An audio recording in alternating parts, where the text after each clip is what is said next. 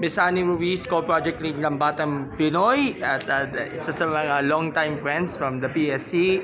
What are the expectations para dito sa upcoming Batang Pinoy? Ito yung parang showcase na rin ng mga future stars ng Philippine sports. Ano ang expectations niya po?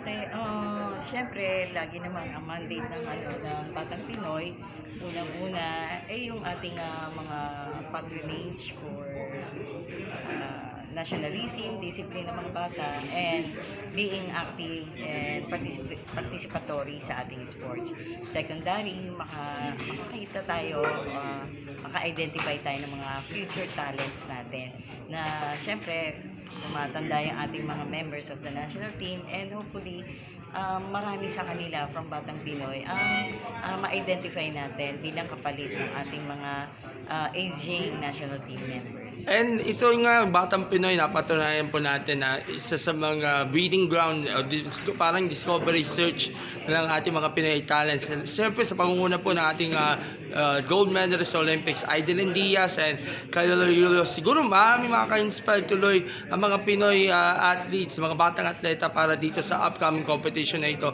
sa mga pagkapanalo nga ng ating dalawang kinikilala nating mga atleta. Yeah. Totoo yan, kapatid, na talagang itong Batang Pinoy is the breeding ground for our Olympic medalists like Hidilyn and Carlos Yudo. And of course, yung ating mga boxers, women and men's boxing team na continuously nagbibigay sa atin ng karangalan sa Olympic Games.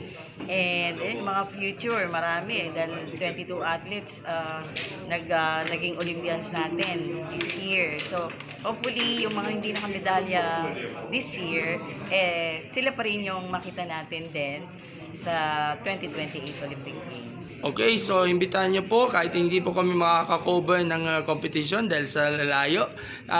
Imbitahan niyo po ang mga followers ng Central Luzon Balita at Sports Corner PH sa papalapit na Batang Pinoy 2024 sa Palawan. So again, iniimbitahan ko po ang lahat ng LGUs and parents na to continuously patronize our Batang Pinoy program. Ito po ay magandang training ground para sa inyong mga anak at sa inyong mga nasasakupan na maging active into sport at mabawasan yung ating mga pasaway na bata instead of engaging sa mga Sa drugs, sa addiction, vices, at iba pa. and everything na hindi makakatulong para sa kanila.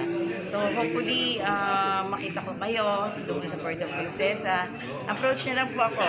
Kami sa PSC, kung may mga tanong po kayo at may maitutulong po kami sa inyo, we are more than willing to help you and assist. Anong petsa po yun, ma'am, for the information ng ating followers? Okay, Batang Pinoy 2024 will be held in Puerto Princesa on November 23 to 28. Alright, so Ma'am Annie, thank you so much and makikibalita ulit tayo sa mga kaganapan sa Batang Pinoy. God bless po. Thank you.